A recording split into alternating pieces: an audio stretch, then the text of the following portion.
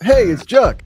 We are not bemoaning the noon kickoff. We are now owning it. It's a badge of honor. We're the lunatic fringe that defines our coach's legacy when it comes to this game. They don't get to define that outside the family. We're cut from a different cloth for Ohioans. He's got it all, man. He's even got the jaw. You know the jaw. You see that jaw and you're just like, yeah, man, that's a dude. Do I want Michigan to beat Oklahoma? No way in hell. I don't know what world I'm living in. This is insane to me. And if you saw my outburst, I apologize. It's showtime now. Welcome to Juck on Bucks. Appreciate you so much for joining me. On Friday's show, I was going to do a new segment that I was calling Enemies of the State. Because, look, it's lonely at the top. It's good to be king, but you get a lot of shots taken at you. And as the Buckeyes currently are the defending national champions, just played a big game, are currently number one in the country, a lot of people want to take their shot at the Buckeyes. And, we don't just sit there and let them take those shots and go unanswered for. So, because we're going to get a lot more of these, we'll probably just do this every week. So this week's Enemies of the State, without further ado, one of the reasons I have always been infatuated with college football, one of the many, the college football coach. The college football coach is different than the coach in any other sport. You look at guys like Bobby Bowden and Joe Pa and Woody and Tom Osborne, etc. On and on we go. Paul Bear Bryant, these dudes just larger than life guys. Even today, when you look at guys like Dabo and little tiny Clemson, South Carolina, like this dude, just this national huge figure in this tiny little city, it's just different. It's a different feel. They're all powerful on those campuses.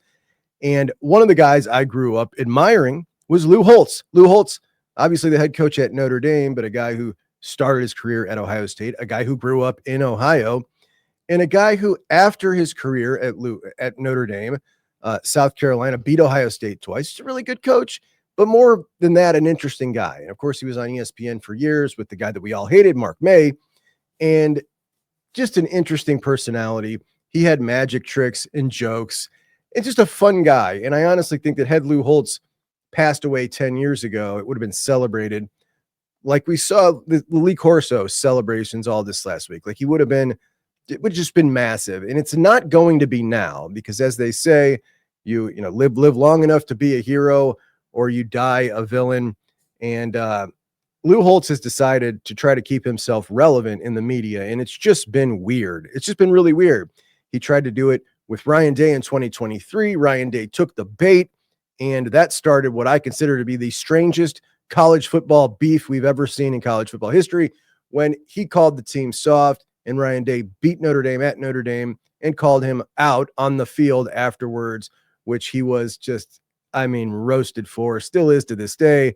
But it was, I'd love to get Coach Day's honest opinion on, how that came about.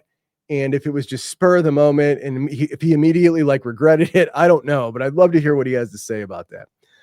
At any rate, Lou Holtz has decided to reinsert himself again in this feud with Ryan Day, calling out the Buckeyes on Dan Dockich's podcast. Here's what Lou had to say. Remember me telling you, I don't think Ohio State's a great football team. I know the schedule is very, very good, but when you're at home and you're outgained by well over 100 yards, you just can't look at it and say, okay, we're great. We won the game. Everybody look, yeah, they are 1-0, and that's the objective they had going into that game. But they're not a great football team. I would not be overwhelmed about facing Ohio State. Woody went for 2, and we won the game 50-14. They said to Woody, why'd you go for 2? He said they wouldn't let me go for 3. You have to be part of that rivalry. Look at him telling Dakich that story as though Dakich hasn't heard this story 1,000 times. Lou obviously doesn't know that. But Lou takes it a step further and goes on to say that he wrote Ryan Day a congratulatory letter and seems a little irritated that Ryan Day did not reciprocate that and write him a letter back. I'm sorry. You publicly called him out before that 2023 game, then called him out again afterwards. He doubled down. Then he comes on and says this and thinks that he is someone who deserves a letter back. Nah, man. With signifies, I did write him a congratulatory letter, but I never heard back from him. I'm sure he can write. But in any event, he did not answer the letter, but that's his alternative. I'm sure he can write, as though he's got time to write a letter back to you. I'm sorry, bud. It's 2025. At any rate, Lou Holtz, an enemy of the state. And it pains me to say that as a guy I grew up really admiring and really feeling proud. Like, yeah, that guy, that's another Ohioan. That's another guy from the cradle of coaches. He won't be received that way when he passes on. I don't feel like he's going to get that warmth from Ohio State fans anymore that a lot of us once had for him.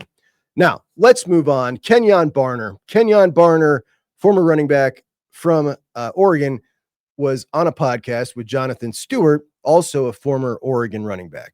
And Kenyon Barner, Jonathan Stewart, two guys I really enjoyed watching. Kenyon Barner went to the Ohio State-Texas game.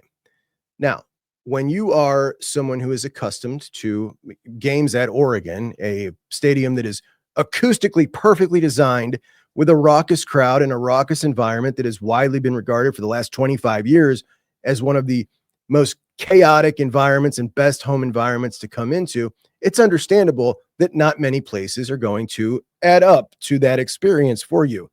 But a lot of them understand it. And I'm not taking anything away from their fans who are really loud from start to finish of the game, but they understand that they do have, some acoustic advantages as to why that noise reverberates down. The way that it's designed, the way that there's that overhang where the press box is, like it shoots it back down. There are reasons for that, but again, not taking anything away from them. It's something Oregon fans should be proud of. However, you can be proud of your thing without crapping on somebody else's. And that's what he chose to do about Ohio Stadium when he said this. And when I travel to these stadiums, I want to know how we match up, because we are a relatively small stadium as far as capacity.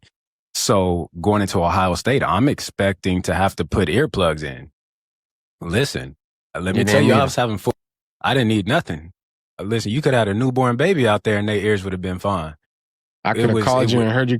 I could have FaceTimed you and had a good conversation. And we could have had a great conversation, got into every detail of everything and heard it. I wouldn't have missed nothing.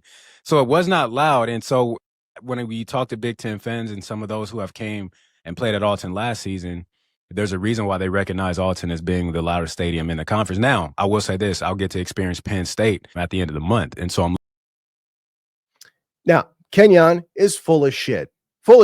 I was at that game. I was at the Tennessee game. And what we've got going on at the Shoe is really exciting. Obviously, these are two enormous games, the last two games we played there, but one at night, and then we had one at noon, and we'll get to that in a second with another enemy of the state.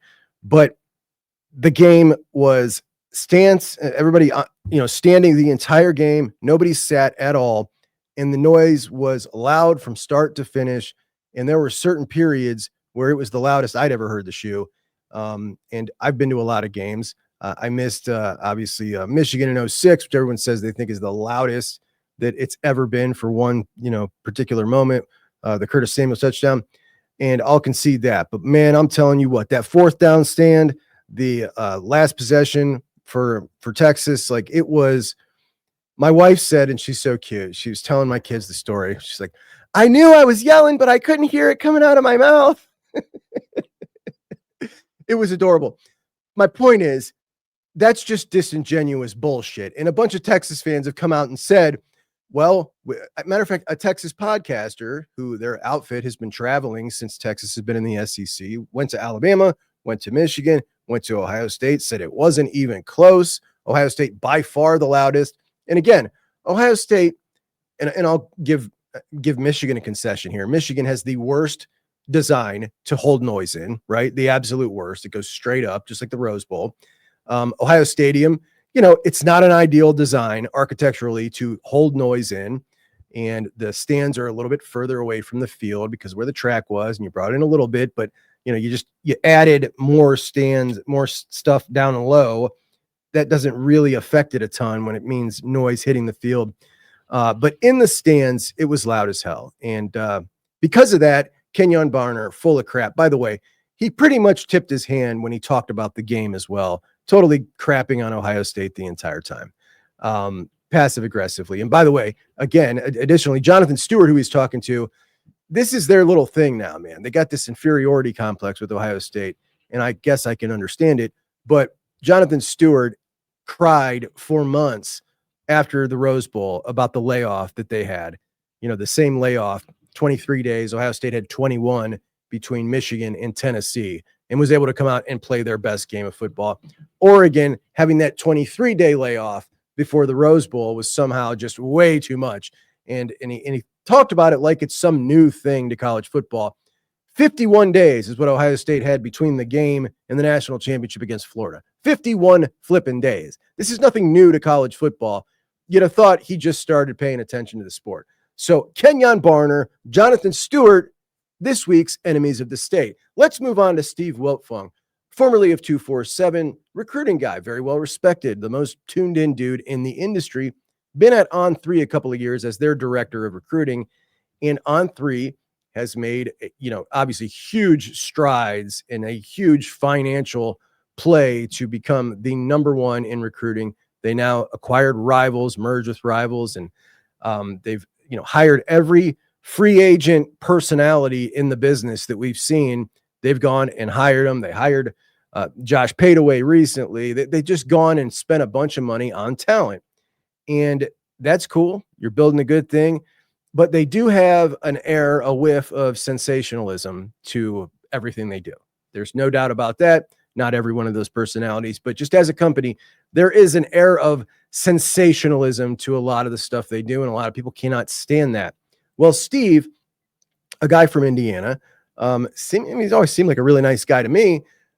Steve, after the Ohio State game ratings came out, that Ohio State and Texas played a game that was the most watched on television game in the history of college football in week one, he made a tweet that I took to be a little bit of a shot at Ohio State fans being irritated by Big Noon.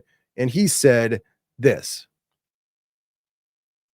people want to watch football at noon. Glad we all agree. Now, that seems like a shot to me.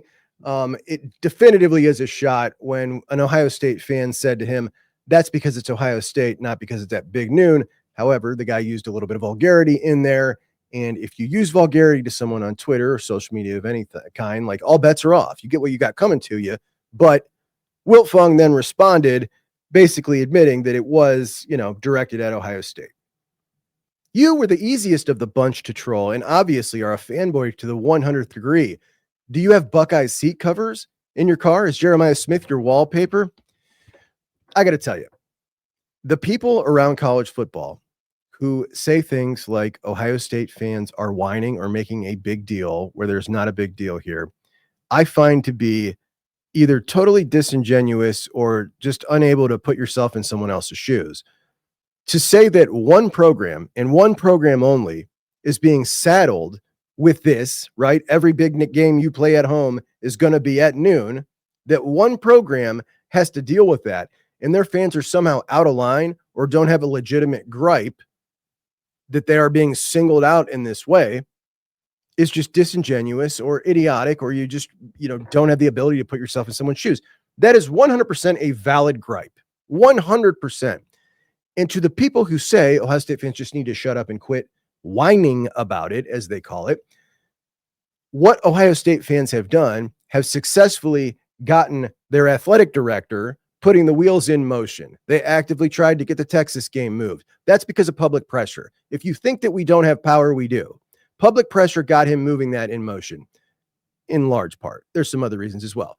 But what we saw was a failed attempt to get the game moved to Sunday at night. Fox was willing to make that concession. Now, both Fox and Ross Bjork knew that was never going to happen, as Texas was not going to agree to it. So it was a nice little publicity bump for them. However, what I think we are going to see, and this will be the big test, next year there are two big home games at Ohio Stadium. I believe Ohio State will ask for a concession. There's three, but Michigan isn't going to be played at night. There's Illinois, there's Oregon. And both of those could potentially be, Oregon for sure, a big noon candidate. Illinois, if they do good this year, without a doubt, a big noon candidate next year. And if we can get them to make the concession, and I think Ohio State's going to ask to get that Oregon game played at night. That will be a 100% win on the Ohio State fan base for all their whining and complaining. And Fox has incentive and reason to do this because they know that Ohio State has carried 50% of this package that's supposed to be essentially one. Look, the money's spread out, right? But Ohio State has carried 50% of the time slots to fill their inventory and given them the ratings.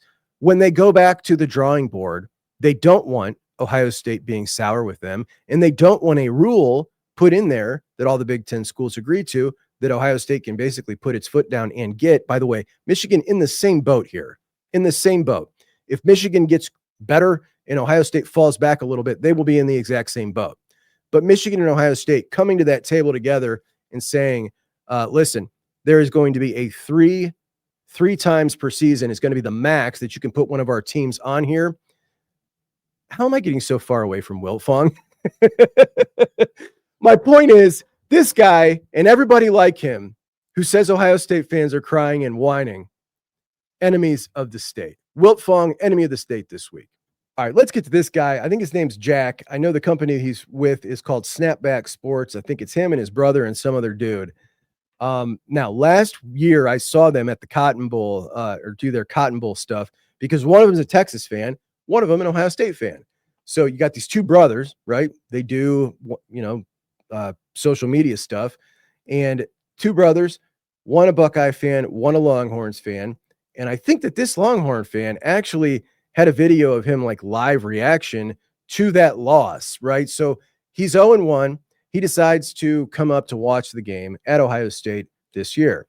Before he comes up, he gets on and starts talking about tickets to Ohio Stadium. And based on the price apparently not being high enough for him, he deduces that people from Ohio are either poor or they know they're going to lose, and the demand is not that high for the tickets. Now, I don't know where these guys live. It's very clear they have a lot of money, and they're basically saying that the folks of Ohio are poor. Now, to me, those tickets were very expensive based on my knowledge of what tickets go for in the state of Ohio. So, okay, maybe we aren't the most wealthy state. I don't know that that's something you necessarily take shots at people for if you're trying to acquire fans, but at any rate, he went that route. So that was the first thing he said. Then he comes to campus and he walks around, and man, I tell you, this guy, he's got an air about him that's just, it's pretty unappealing. And I genuinely don't think I realized how big of a deal Texas was until I walked around Ohio State's campus today. I mean, we couldn't go anywhere without getting a horns down. It's literally, we even got a horns down pussy. And I get it. We're obviously the big dogs on campus. And horns down, I get it. Like, it's the easy, it's low-hanging fruit. It's a fun way to essentially say, like, out standing up that middle finger. But are we that deep in your head? All I'm wearing is Texas gear, walking around your campus, enjoying the beautiful city of Columbus, and every single second it's horns down, horns down, horns down. I just didn't realize we own that much headspace. But the real question is it real or is it fake? Because we're going to be surrounded by Ohio State fans all day tomorrow on campus, at the tailgates, at the frats, and obviously in the stadium. And now I'm wondering, like, are people actually going to come after us when we're up 20 points? Like, am I allowed to cheer for my team in the shoe? Do you guys understand how to toe that line where horns down is funny, but like when I'm celebrating a touchdown, I just don't want beer thrown on me. I'm not going to engage with it. I'm just saying, like, do we have to show a certain level of respect? Hello, we got horns down right here. We got horns down right here. I can't walk anywhere these days. It'll be a good first game, boys. It will be a good first game. So we're excited. I mean, look at this. You just can't do anything around this campus. Anyways, I am expecting a big win, but just let me know if I need to come with my pacifier in tomorrow.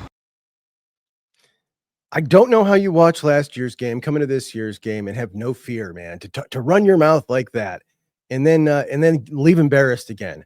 But that guy, Jack from Snapback Sports, clearly an enemy of the state and a very unappealing guy. I mean, I've not seen any of his other stuff other than his Texas versus Ohio State stuff. So maybe some of his other stuff I would like, but the delivery, everything about it is just like, I don't like it at all. Anyway, Isaiah Hull is the host of the Locked On Michigan podcast, also I believe he's on the beat. Not 100% sure about that, but he was in the Connor Stallions documentary, and he has, said in the documentary, like, this is his friend. Connor is his friend. And he is now doing a weekly podcast with Connor Stallions that's called The Manifesto something, right? So we're playing off The Manifesto. We're going to do a weekly conversation with Connor. Sure, it'll get huge numbers.